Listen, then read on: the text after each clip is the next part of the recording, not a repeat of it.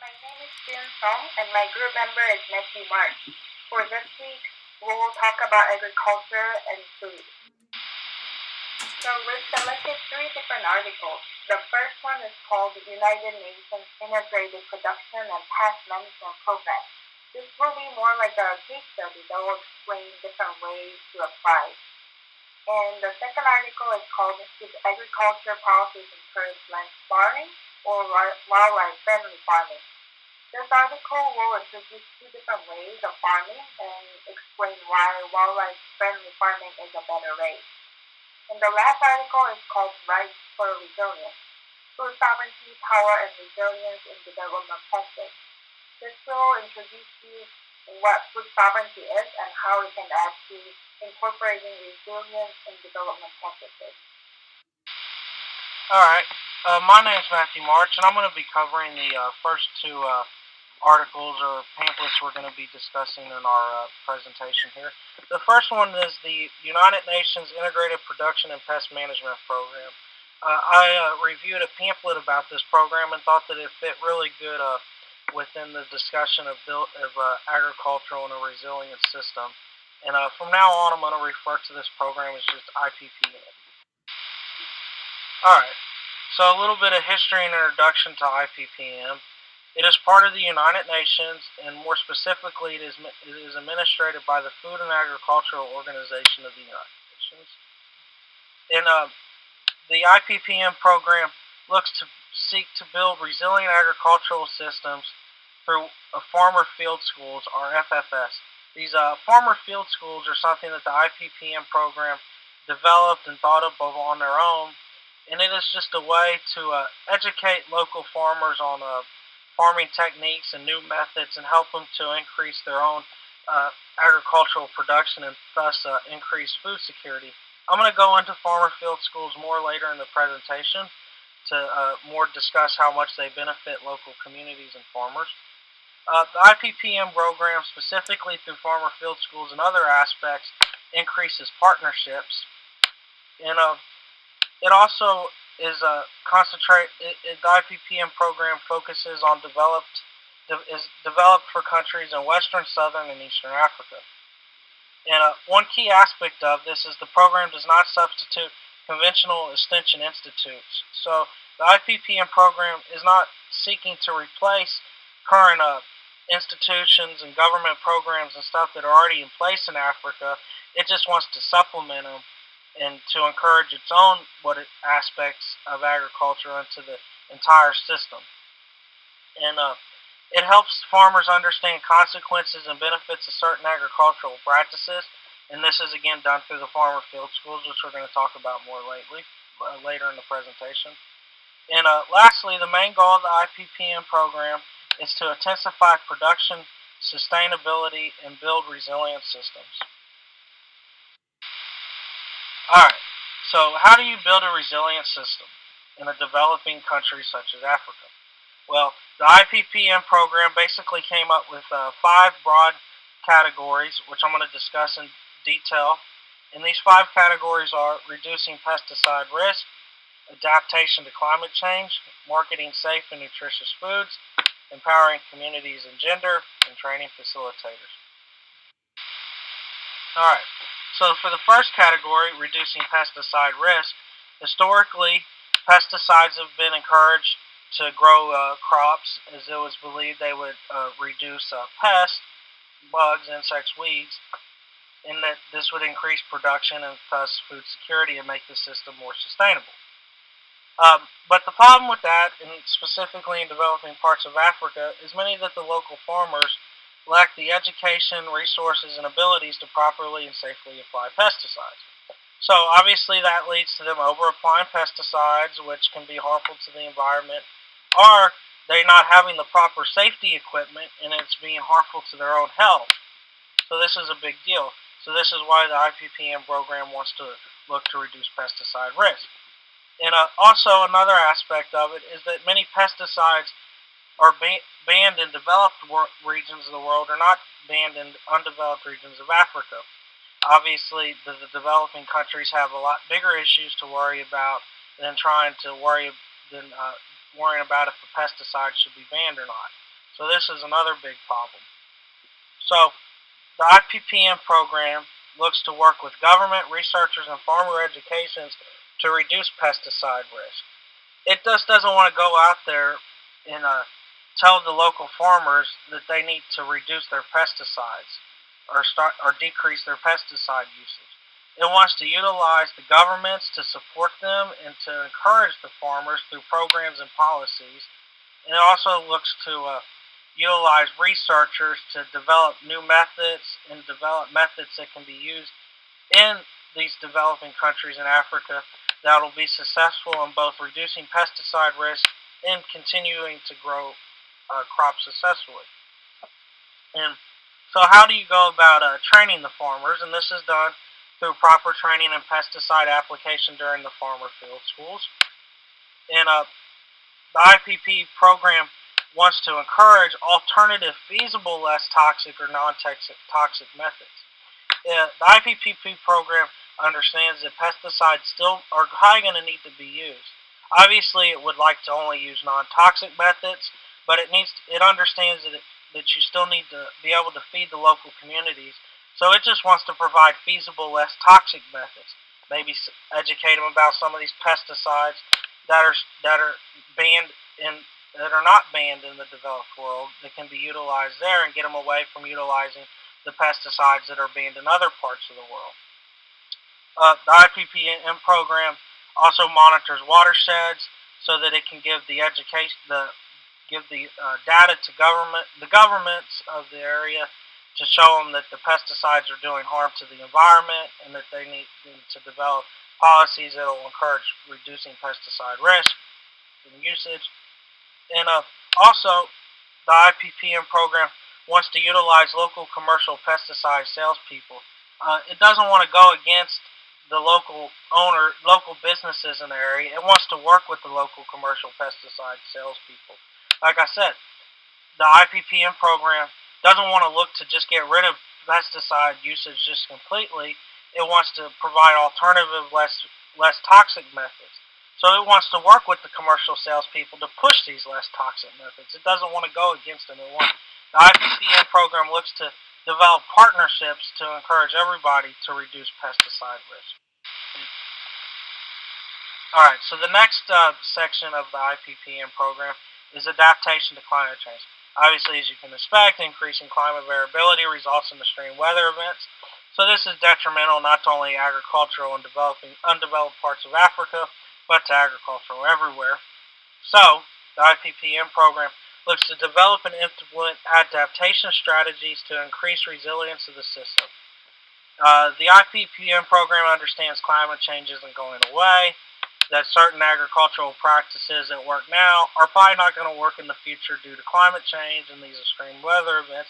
So to increase the resilience of the system, the IPPM program is going to support changes and help develop methods and strategies that can cope with the climate change and the extreme weather events. So to do this, it focuses on two areas. And it wants to support and develop the institutional capacity to change adaptation and policies. Uh, to adapt to climate change is only going to work if the government supports the adaptations through policy changes and supporting the local farmers and not continuing to have policies that encourage agricultural practices that are not adapted to climate change. And the other area is it's going to utilize these farmer field schools again to introduce these new adaptive practices to farmers so that they can see the practices in use and see how they work and then use them practices in their own farming operations. So the next section of the IPPM program is marketing safe and nutritious foods. Just kind of some key background in these undeveloped parts of Africa that the program is working in. Producers struggle to sell their crops. They don't have the ability to get to the markets. They don't have the transportation. They just don't really understand how to sell it. They don't know how to get to potential consumers.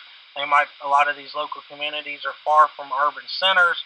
So so producers struggle to sell their crops. In the same token, as they're struggling to sell their crops, there's actually an increased demand for food because of the increasing population in Africa. So the IPPM looks to link producers to local and regional markets, and it's gonna and it and so it does that through such things as policy changes with the government to support linking local and regional markets to the local producers, and also giving them the education and the abilities to do that. And IPPM program supports income generation for small farmers and families. It seeks to keep the income and within the local communities, and not just uh, within maybe a large business that just comes buys the crops cheaply from all the local communities and then transports them to an urban center and sells it for a more fair price. And also another key aspect of marketing safe and nutritious foods is the IPPM program looks to seek and encourage local and more nutritious crops. It wants to encourage the growth of fruits and vegetables that are unique to that region of Africa or to that local community. And this will help increase food security and resilience of the system because it's increasing the number of crops grown, it's increasing the diet, it's increasing since you're having different types of crops grown. If one goes out because of bad weather, it might not actually affect for a freeze, for example, might kill one crop, but another crop might still be able to grow and be all right. So it's increasing food security and thus increasing the resilience of the system. All right. So the next section of the IPPM program is empowering communities and gender, and this is a big aspect of the program. The IPPM program believes that the only way to achieve a resilient agricultural system in these undeveloped parts of Africa is empowering communities and gender. And the way it goes about doing this is that rural communities lack the ability to receive information and communication. Whether that's new farming methods, whether that's what's going on in the urban areas, just in general, they're pretty much cut off because they don't have any way to communicate other than just by word of mouth.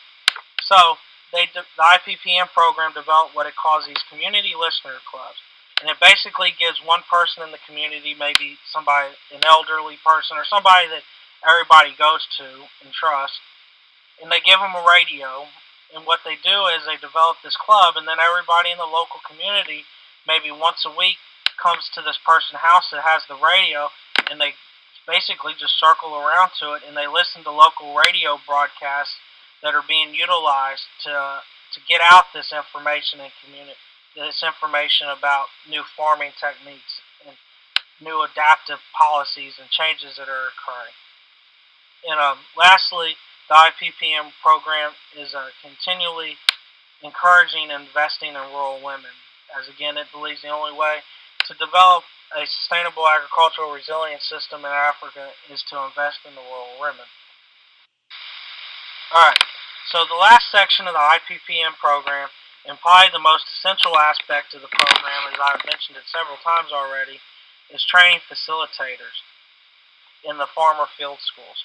So, uh, the training is conducted by what is called master trainers, and these master trainers are basically in charge of these farmer field schools, like I said, which are these schools that are developed in the rural communities, and it's a field, or it's a school where these local farmers can come to and see the new techniques and be educated and be trained and then take it back to their local communities. So, like I said, master trainers are in charge of these farmer field schools, and the training that is conducted by these master trainings at these farmer field schools are typically season-long programs so that the local farmers can see the crops and the policies that are being grown, that are being suggested from the start of the season to the end when the crop is harvested. And obviously, it focuses on training local farmers. And the unique aspect of this program is that new facilitators become part of the network.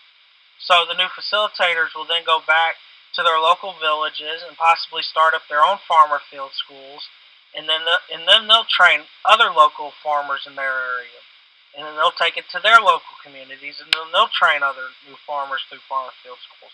So basically, it just becomes this big network that just keeps building on each other, and eventually you're going to get this network of local farmers that are training each other, educating each other, building these partnerships. And through these partnerships and education and training, you're going to be able to develop an agricultural resilient system.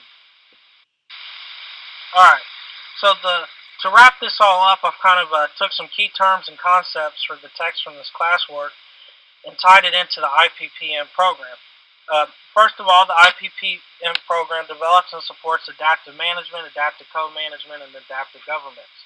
As I discussed, it looks to seek partnerships and training with local farmers on new agricultural policies. So that would be your adaptive management.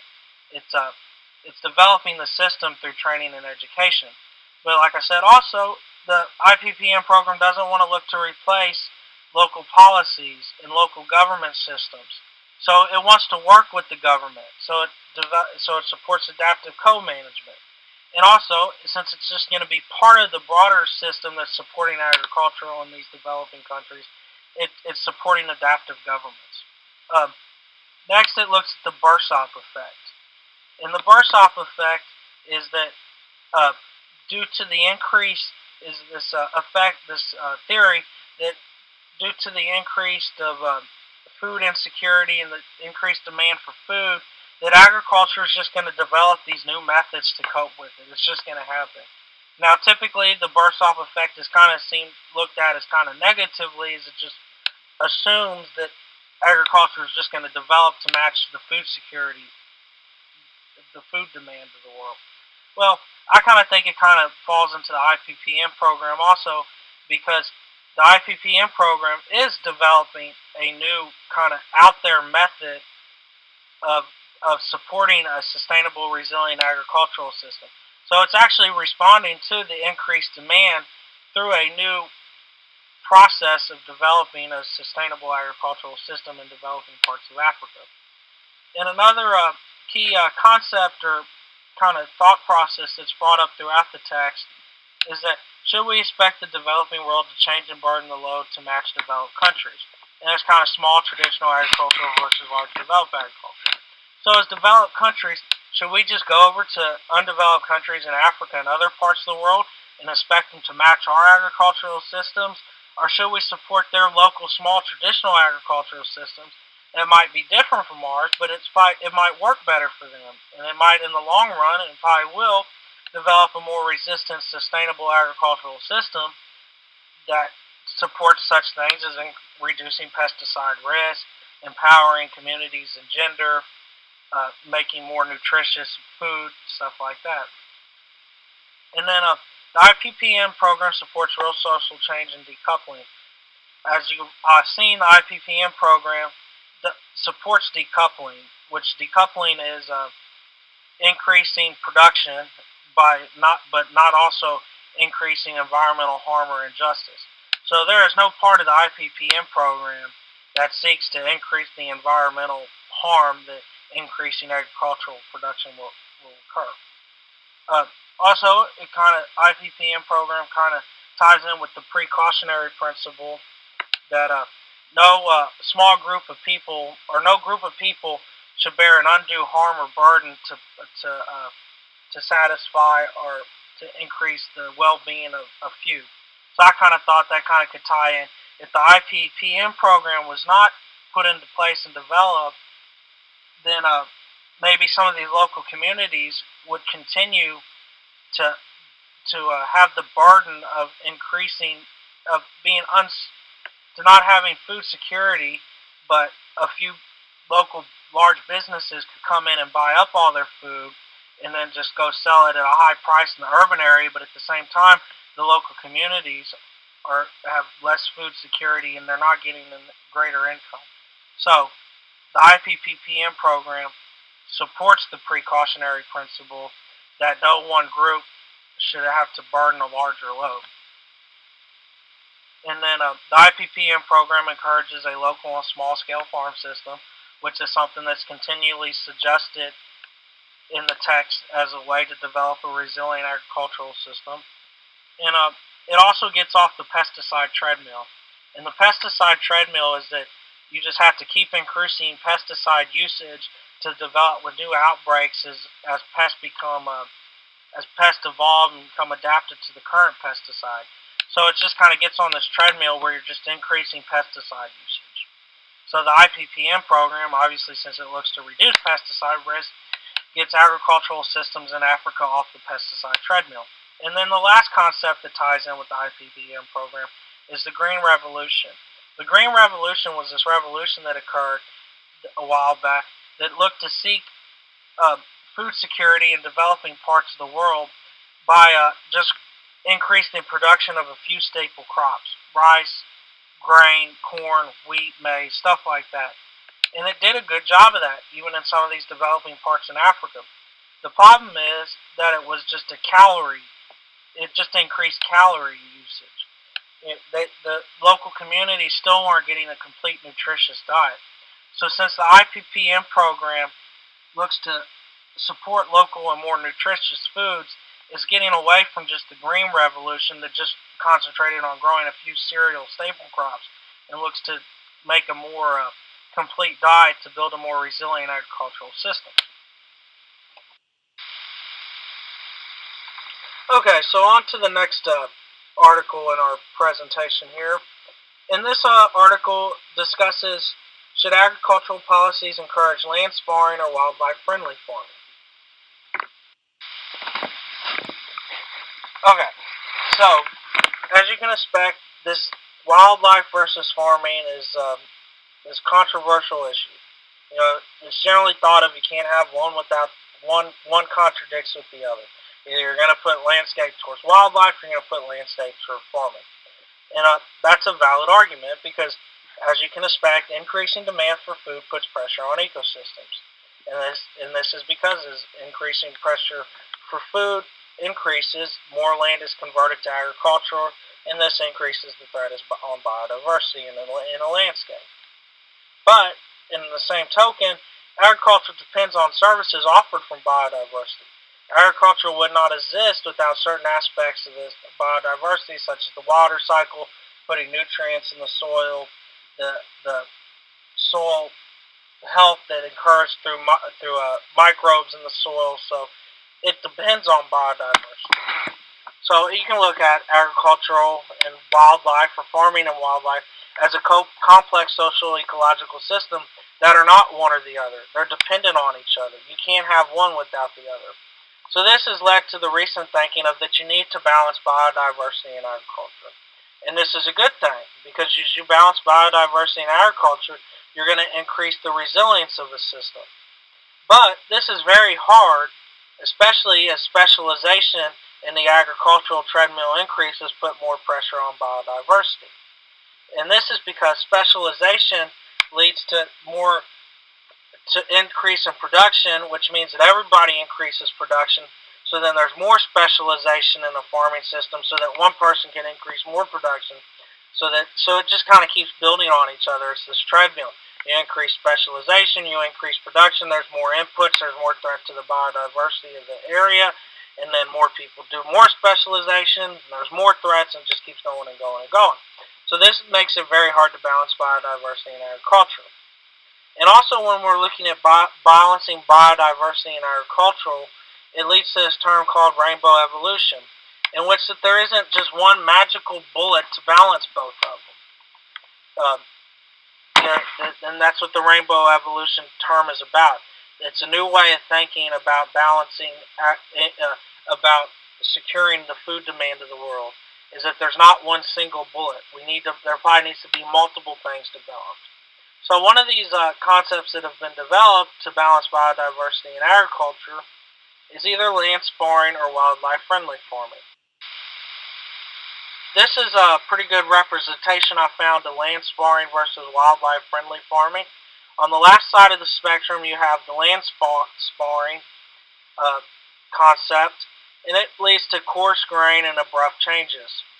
And then on the right side, you got wildlife friendly farming, which leads to a fine grain looking landscape in which the spatial scale is capped up, or the continuation of the habitat is capped throughout the spatial scale. And you can see this is The white squares would represent farmland, and the green and black squares would represent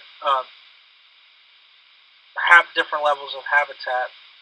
And one key concept between these two is that in land sparring is let's say an area wants to have 1,000 acres in agricultural production, but they want to benefit wildlife.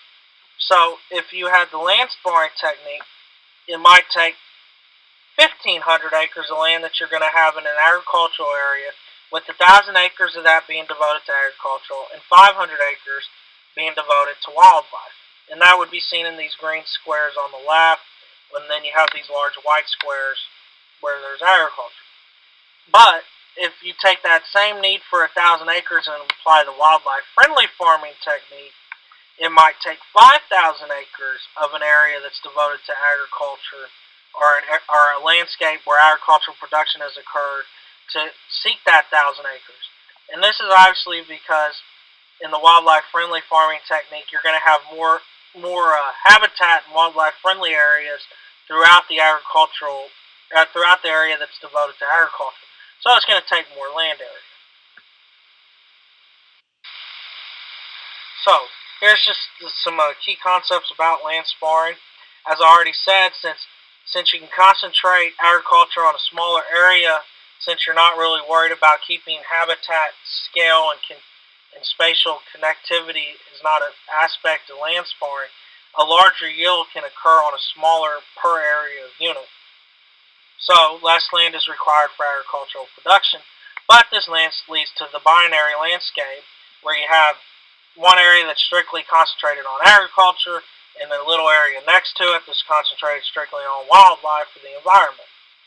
And then species are treated as an additive into this. They're not considered part of the landscape. If you're in this landscape, you want to benefit for wildlife and species in the environment, but they're not considered interconnected with the agriculture. They're considered an additive that just occurs on the small sections in the area that are concentrated on wildlife. So nature and agriculture are treated as separate, and also of note, humans are considered separate from nature. And here's a picture I kind of found to represent land sparring. As you can see, you just got these broad areas in the middle of the picture that are just open fields. There's no connectivity between habitat in here. As you see, we got some habitat down in the lower left of the picture, and then we got we got our next habitat in the upper right picture, and there's really no connectivity for animals to get between the two habitats because it's just this large field in between. So onto the wildlife friendly farming technique, and as I've already said, this will produce smaller yields per unit area because you have to have a larger per unit area devoted to agriculture. Not entirely, but a larger landscape that has agriculture intertwined to reach the same amount of yield as you would in a land sparring technique. So smaller yields per unit area. So more land area is going to be required for agricultural production, but it makes for a continuous landscape in which it's not all homogeneous. It's not either one or the other. You have intertwined habitats throughout, and then agriculture is just put throughout the habitat. So this leads to more of a maintenance of resilience. Species interactions are of major interest. Ecosystem services are considered, and humans are considered part of nature, which a lot of this is, as you obviously can see, is in contrast to the completely land sparring. So here's a wildlife-friendly farming area from Central America, and as you can see, the habitat's more connected as in the previous picture for land sparring. You have smaller fields on the mountainside, and so the habitat isn't as homogeneous, and it's more connected. So in conclusion, the article kind of suggests some points to balance what needs to be done to balance wildlife and farming instead of making them just contradictory of each other. And there needs to be agricultural policy guidelines developed. Whether you want to push land sparring or wildlife friendly farming in a certain landscape, there needs to be policy guidelines devoted so that everybody's on the same page. And also, these policy guidelines need to engage stakeholders and politicians. They need to be supportive of these policy guidelines. wildlife and farming are not going to get along if stakeholders and politicians don't agree with the policy guidelines and they're not engaged in the developing process.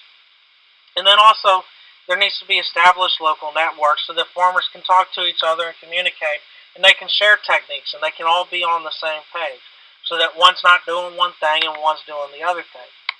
And about the main thing that you can take away from this article, which is very interesting, as you were reading, as I was discussing it, you probably thought that wildlife-friendly farming would be more beneficial to conservation.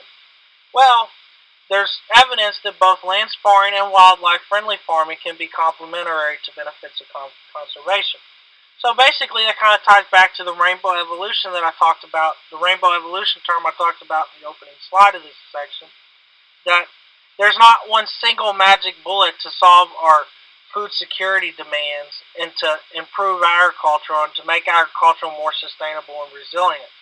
It's going to take multiple aspects. It's not just going to be one key answer for everybody. So, in conclusion, land sparring might work better for one area, wildlife friendly farming might work better for another area. But they also can be complementary of each other. So, in a big landscape scale, you might want one of both. You might have one area more focused to wildlife friendly farming and one area more focused to land sparring. It just needs it just needs to be developed for that local landscape in which guidelines are developed and stakeholders and politicians are supportive and local networks are developed to support the policies. Finally, we will begin with the third article called Rights for Resilience. We will first begin with a review of resilience. Resilience is a framework for viewing a social ecological system as one system over many scales of time and space. It's characterized by interactions and linkages between divisions, change and adaptation, multiple possible equilibriums, and nonlinear development. As our textbook also mentioned that there needs to be more studies about resilience, this article also talks about several problems with resilience thinking.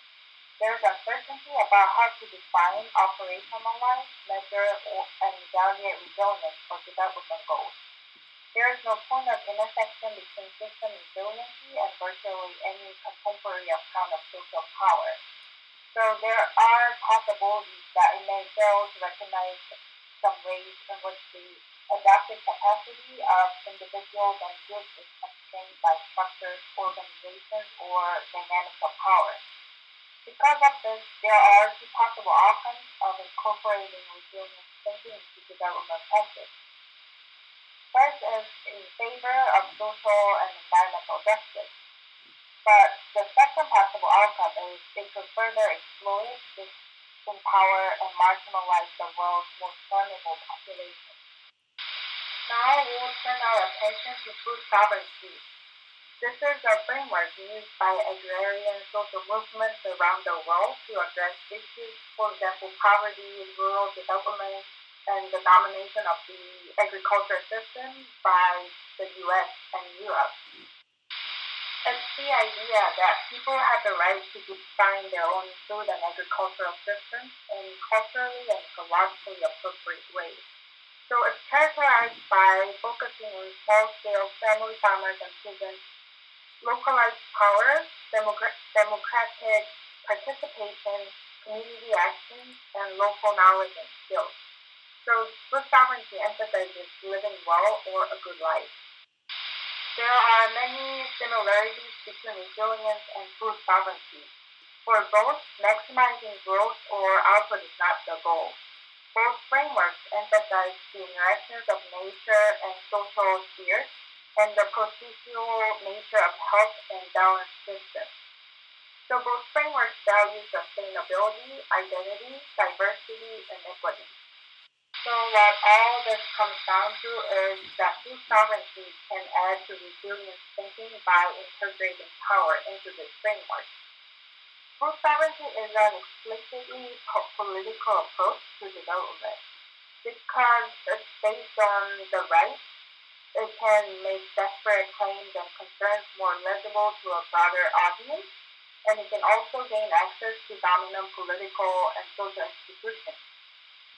And another advantage of the language of rights is it can insist for greater autonomy and direct control, and on the state's role in supporting and protecting claims.